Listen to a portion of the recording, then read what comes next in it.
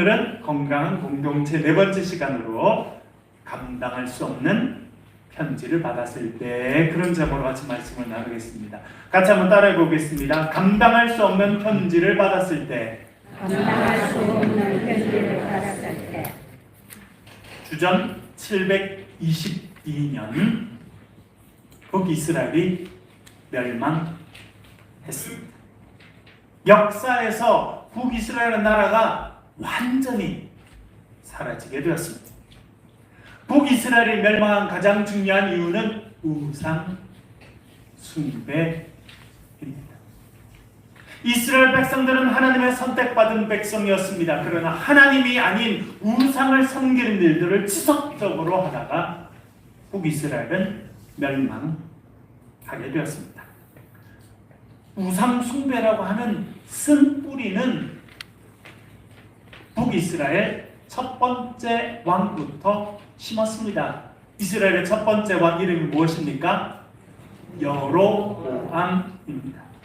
그는 금 송아지 신상을 2개 만들었습니다. 하나는 베델에 세우고 하나는 북쪽에 단에 세웠습니다. 백성들로 하여금 우상을 섬기도록 했습니다. 그 첫 번째 왕부터 우상 숭배라고 하는 쓴뿌리가 북이스라엘 마음 가운데 자리하게 되었습니다.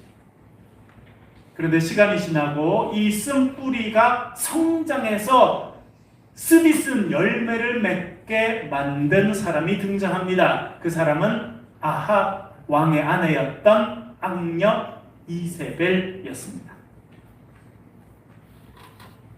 남편 아합 왕에게 압력을 행사합니다. 그래서 사마리아, 북이스라엘 수도인 사마리아에 큰 바알 신전을 세우게 하였습니다.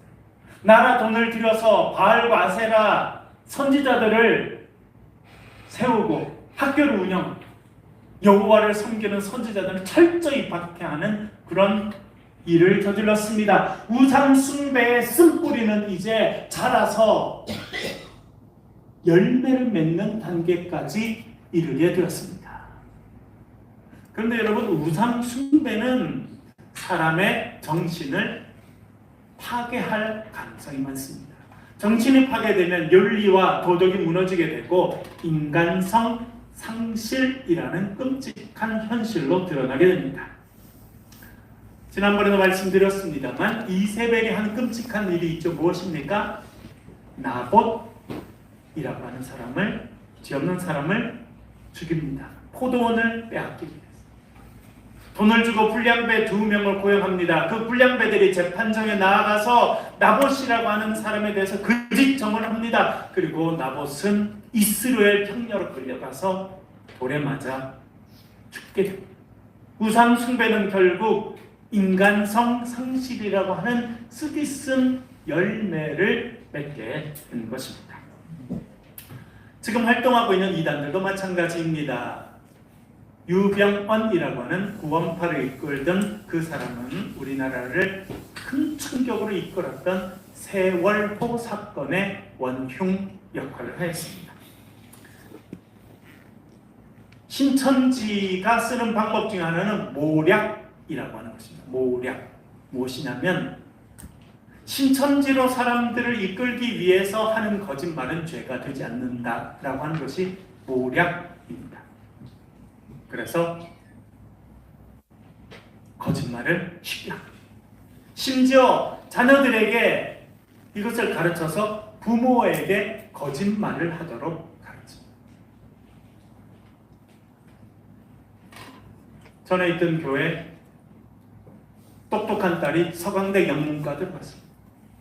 신천지에 빠졌습니다. 2년 동안 부모님을 속였습니다. 2년 후에 부모님이 알게 됐습니다. 그 딸을 신천지에서 빼내기 위해서 엄마가 중학교 교사 그만뒀습니다. 좀 뒤에는 아버지가 중학교 교사 사표를 내고 온 가족이 그 딸 하나를 구출해내기 위해서 이 지역을 떠나야 했습니다. 얼마나 충격적인지. 영적으로 타락하게 되면 정신이 무너지고 그것은 인간성 상실로 이어지는 것은 고대부터 지금까지 일어나는 현상입니다. 이렇게 영적으로 타락한 북이스라엘의 마지막 왕들은 인간성 상실이 무엇인지를 극렬하게 보여줍니다. 북이스라엘의 17번째 왕은 부가히야였습니다. 왕이 된 지 2년 됐는데 신하가 와서 칼로 찔러 죽여버립니다. 그렇게 왕을 죽이고 베가라고 하는 장관이 왕이 되었습니다. 그렇게 왕이 된 사람은 오랫동안 권력을 잘 누렸겠습니까? 얼마 안 돼서 그도 자신의 신하에게 칼에 찔려 죽임을 당하게 됩니다. 그렇게 왕을 죽인 호세아라고 하는 사람이 북이스라엘의 마지막 왕으로 등극합니다. 여러분, 신하가 왕을 잘 섬겨야 돼요. 기회를 봐서 왕을 찔러줘요. 그렇게 왕이 되면 또 다른 신하가 와서 그 왕을 찔러줘요. 이런 극도의 혼란을 북이스라엘은 계속 경험합니다. 그런 혼란 가운데 틈이 생기니까 아수르라고 하는 나라가 와서 사마리아를 쳐버려요. 한순간에 북이스라엘은 멸망하게 되었습니다. 여로보암에서 이세벨로 이어진 이 우상 숭배라고 하는 쓴뿌리는 결국 북이스라엘을 멸망으로 이끌어갔음을 성경이 증언해주고 있습니다. 한 가정이 건강해야 합니다. 한 가정이 건강해야 한 나라가 건강할 수 있습니다. 그런데 한 가정이 건강하려면 뭐가 필요하겠습니까? 가장 필요한 것이 무엇입니까? 부모가 건강해야 합니다. 가정 형편이 어렵고 가난하더라도 부모가 정신을 바로 차리고 부모가 건강하게 살려고 노력하고 자녀들을 끔찍하게 생각하면 자녀는 건강하게 성장할 수 있습니다. 올 봄에 우리나라 국민들의 눈물을 쏙 빼놓은 드라마가 있습니다. 전 세계 사람들에게 마음에 큰 감동을 준 한국 드라마가 있습니다. 제목이 폭삭 속았수다 입니다. 엄마 광매가 자기의 딸 애순이에게 이렇게 말합니다. 제주에서 여자로 태어난다는 것은 소보다 못한 거예요. 제주의 여성들 소보다 못하다. 그렇게 생각하고 살았습니다. 엄마 광내도 물질했어요. 바다에 들어가서 전복을 따내고 그것을 팔아서 살고 살림을 하고, 또 남편들은 뭘 하던가요? 한량입니다. 한량. 시골, 가난한 시골의 특징, 여자분들은 애 낳고 밭일하고 논일하고 물질하고 애 키우고 밥하고 따는데 남자들은 거의 누워 계시고 노름하시고 술 드시고. 특징. 제가 살았던 동네도 남자들이 그런 분들 많았습니다. 그런데 이 엄마는 자기 딸은 그렇게 살지 않았으면 좋겠다 생각해요. 너는 물질하면, 너는 글을 익혀서 선생님이 돼서 남들 가르치고 하면 얼마나 좋겠냐, 그렇게 생각합니다. 그리고는 그렇게 아끼는 전복을 구워서 딸의 입에 넣어 주게 됩니다. 그렇게 딸을 사랑합니다. 그런데 29살짜리 엄마는 병에 걸립니다. 물속에 깊이 내려가서 오랫동안 숨을 참는 그 물질로 인해서 숨병이라는 병에 걸려서 29살에 세상을 떠나게 됩니다. 10살짜리 애순이는 상주가 돼서 엄마 영정 앞에서 울 수밖에 없었습니다. 그러나 그 엄마의 사랑과 격려를 애순이는 받고 자랐습니다. 그래서 어려움이 있어도 넘어지지 않습니다. 건강하게 성장합니다. 그리고 아름다운 가정을 이루고 아름다운 가슴 따뜻한 엄마로 살아가는 이야기가 그 드라마의 이야기입니다. 부모가 건강하면 자녀도 건강합니다. 리더가 건강하면 한 나라도 건강할 수 있습니다. 주전 722년 북이스라엘 멸망하였습니다. 그때 남유다의 왕이 히스기야였습니다. 히스기야는 믿음이 아주 좋은 사람이었습니다. 남유다에는 20명의 왕이 있었는데 딱 2명만 하나님 앞에 칭찬받게 됩니다. 그 중에 하나가 히스기야입니다. 그래도 히스기야에도 어려움이 있습니다. 왜냐하면 이 북이스라엘 멸망시킨 아수르가 남유다까지 쳐내려와서 여러 성읍들을 정복해가. 히스기야가 빨리 지혜를 냅니다. 그래서 사람을 보내서 이렇게 말합니다. 아수르 사네립 왕이여, 무엇을 원하십니까? 원하시는 것을 다 드리겠습니다. 그랬더니 사네립이 은 300달란트와 금 30달란트를 내놔라, 그렇게 말합니다. 은 300달란트는 우리 지금 쓰는 단위로 하면 1만 킬로그램입니다. 그러니까 은 10톤을 내놓으라. 금은 1000kg, 금 1톤을 내놔라. 그래서 가진 모든 것을 다 끌어다가 다 줍니다. 그랬더니 이제 아수르 왕이 잠깐 물러갑니다. 그렇다고 끝난 게 아닙니다.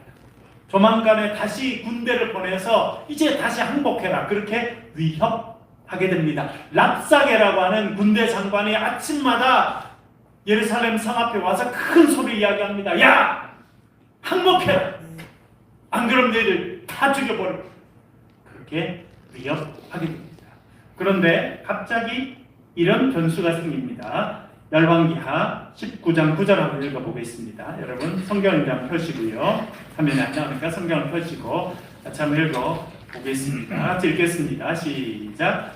아수르 왕은 구스 왕 디르하가가 당신과 싸우고자 나왔다 함을 듣고 다시 히스기야에게 사자를 보내며 이르되 아멘.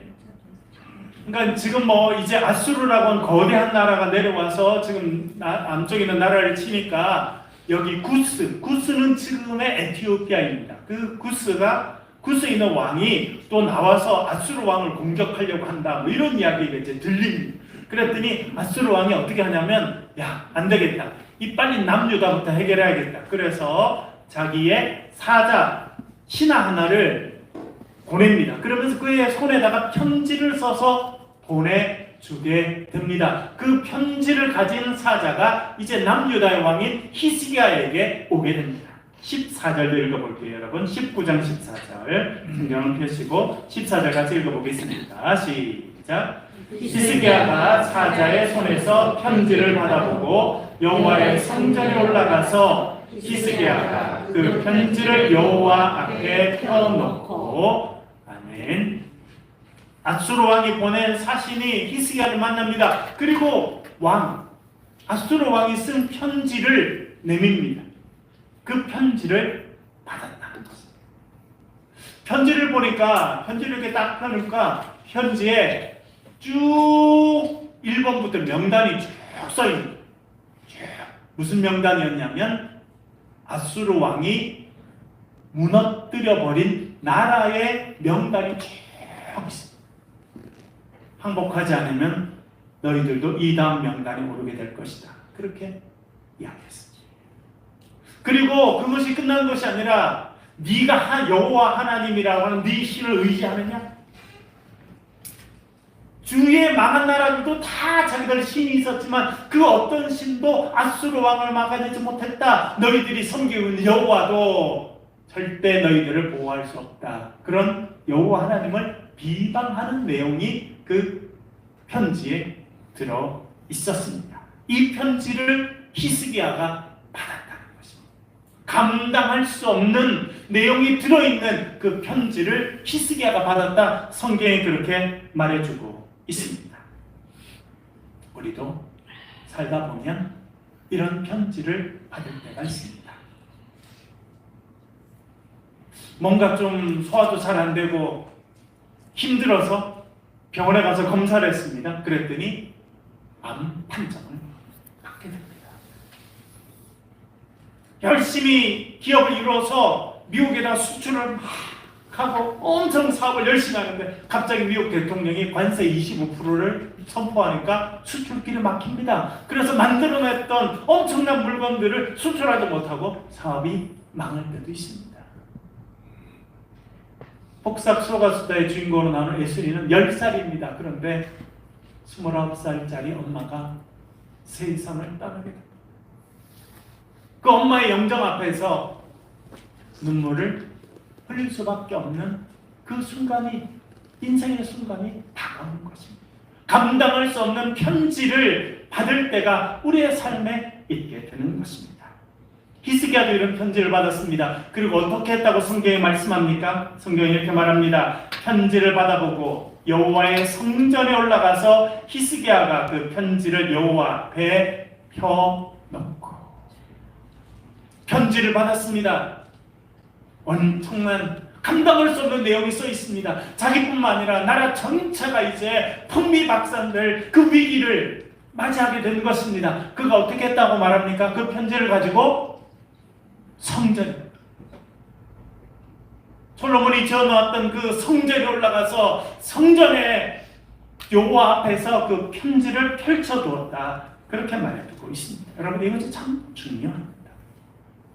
어떤 사람이든지 감당할 수 없는 편지를 받는 그 순간이 찾아옵니다. 그런데 그 이후의 행동은 각자마다 다 다릅니다. 여러분들은 그런 편지를 받았을 때 누구 앞에 편지를 펼쳐 놓으십니까?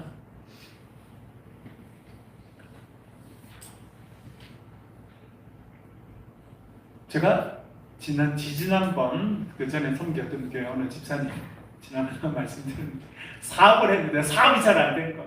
교회 집사님인데, 서리 집사님인데 사업이 안 됐어. 그래서 누굴 만났다는 거예요? 무당을. 구슬해야 된다. 얼마냐니까 2천만 원.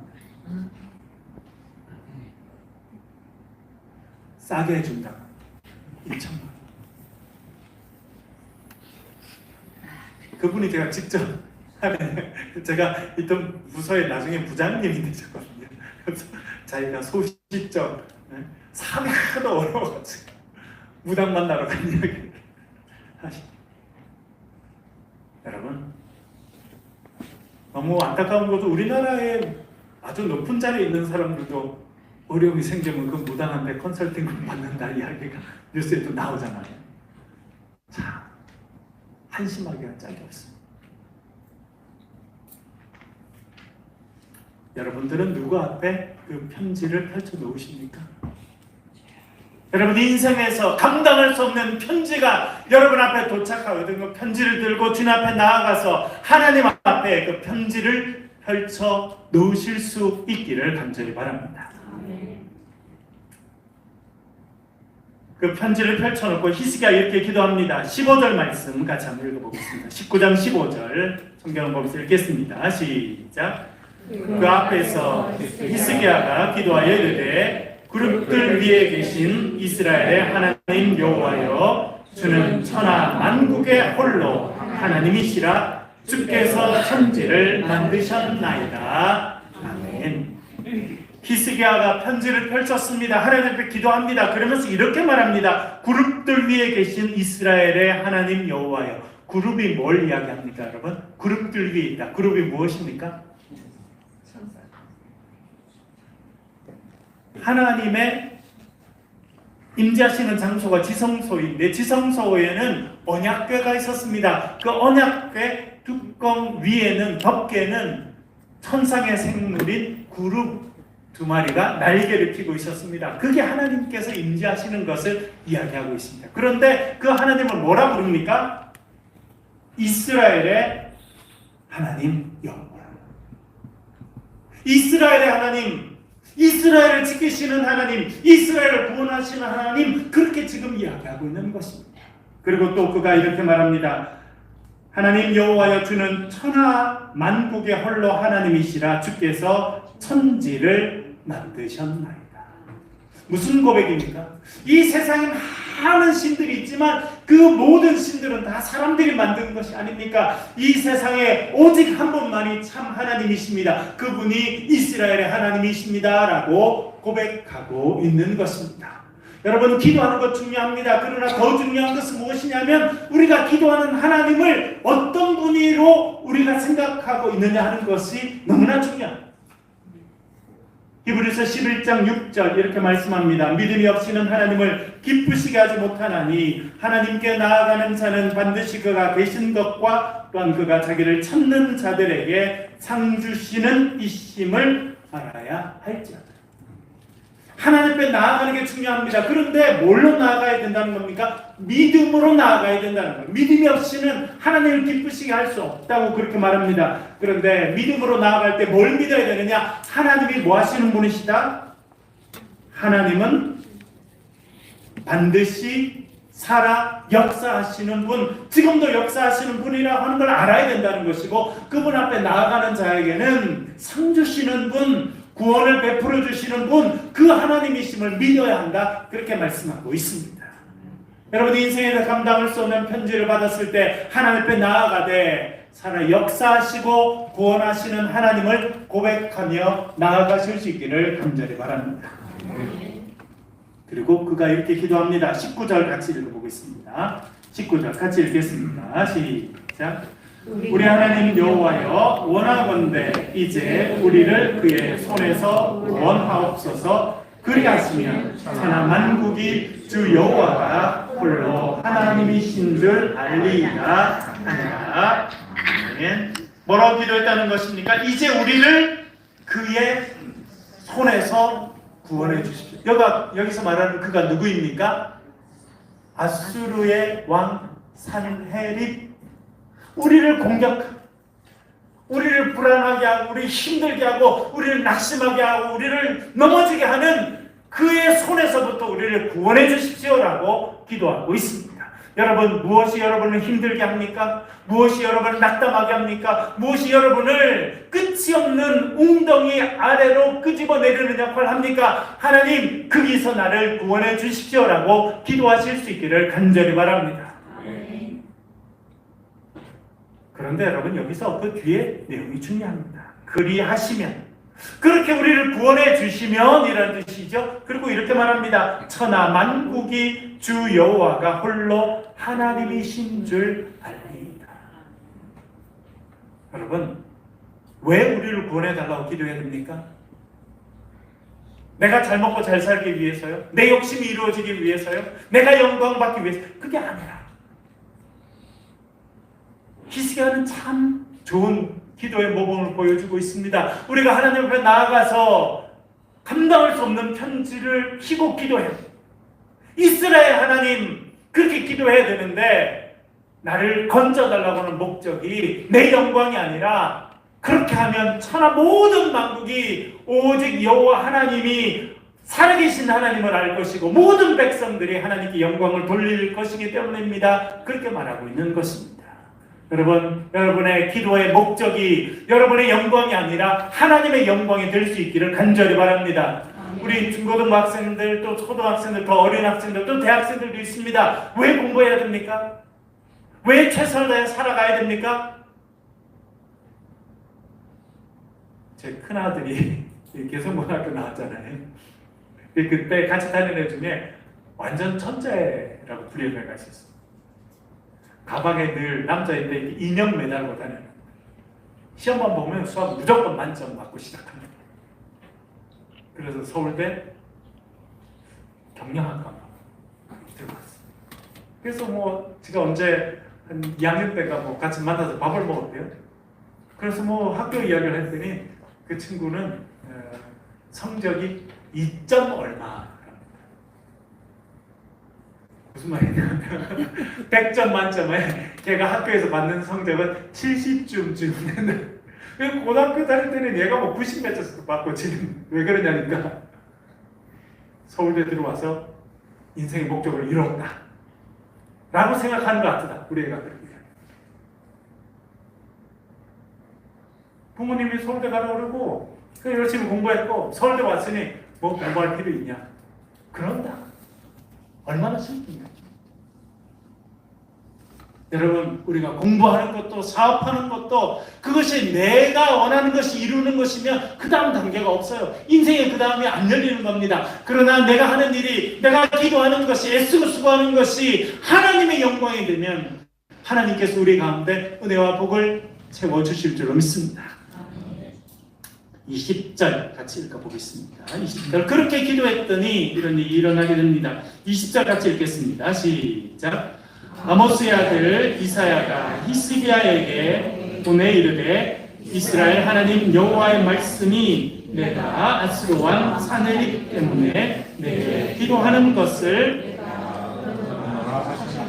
아멘. 네가 아수르 왕 사네립을 위해서 그가 보낸 그 편지, 감당할 수 없는 그 내용을 갖고 있는 편지를 위해서 나에게 와서 기도했는데 하나님 뭐라 말씀하십니까? 내가 너의 기도를 어떻게 했다? 들었다. 여러분, 우리가 믿음으로 주님 앞에 나아가서 감당할 수 없는 편지를 펴놓고 기도할 때 하나님께서 우리의 기도를 들으시는 줄로 믿습니다. 그리고 하나님께서는 하늘에 불말과 불병거를 보내시고 군대를 보내서 아수르 군이 철수하게 만드십니다. 그래서 아수르 군이 다 철수해서 집으로 돌아갑니다. 사네립 왕도 철수해서 자기의 궁전이 있는 니느웨, 여러분 요나 할 때 니느웨 나오죠? 그 니느웨가 아수르의 수도였습니다. 니느웨로 돌아가고 이런 일이 있습니다. 36절 37절 19장 36절 37절 같이 한번 읽겠습니다. 시작. 아수르 왕 사네립이 떠나 돌아가서 니느웨에 거주하더니 그가 그의 신 니스록의 신전에서 경배할 때에 아드람멜렉과 사레셀이 그를 칼로 쳐 죽이고 아라랏 땅으로 그들이 도망하매 그의 아들 에살핫돈이 대신하여 왕이 되니라. 아멘. 이 히스기야에게 감당할 수 없는 편지를 보냈던 그 사네립이 이제 물러갑니다. 니느웨라고 하는 자기 이제 집이 있는, 궁전이 있는 곳으로 갑니다. 그리고 니스록이라고 하는 신전에 들어가서 신에게 제물을 드리려고 하는데 뒤에서 두 사람이 몰래 다가가서 칼로 그 사람을 쳐 죽입니다. 아드람멜렉과 사레셀이라고 하는 두 사람인데 이 두 사람이 누구라는 겁니까? 사네립의 친아들들이었습니다. 여러분, 사람이 살다가 인생을 한번 마무리할 때가 모든 사람에게 옵니다. 제가 목회하면서 느끼는 건 뭐냐면 날 때 중요해요. 그러나 훨씬 더 중요할 때가 있습니다. 그때 언제입니까? 갈 때. 어떻게 가느냐? 너무 중요해요. 이 사네립은 천하를 호령하는 그런 대제국의 왕인데 신전에서 칼에 찔려 죽습니다. 그런데 누구한테 지금 죽임을 당한다는 겁니까? 자신의 몸에서 난 친아들 2명에게 죽임을 당한다. 이것이 감당할 수 없는 편지를 써서 히스기야를 위협하고 이스라엘 하나님을 비방하고 조롱한 그 왕의 최후라고 하는 것을 성경이 말해주고 있습니다. 여러분, 때때로 감당할 수 없는 편지를 받을 때가 있습니다. 그럴 때 낙심하지 마시고 그 편지를 하나님을 펴놓고 이스라엘의 여호와 하나님, 우리를 구원하신 하나님 도와주십시오 기도할 때 하나님께서 기적의 역사를 저와 여러분 모두에게 허락해 주실 줄 믿습니다. 은혜를 체험하는 저와 여러분 되시길 주의 이름으로 간절히 축원합니다.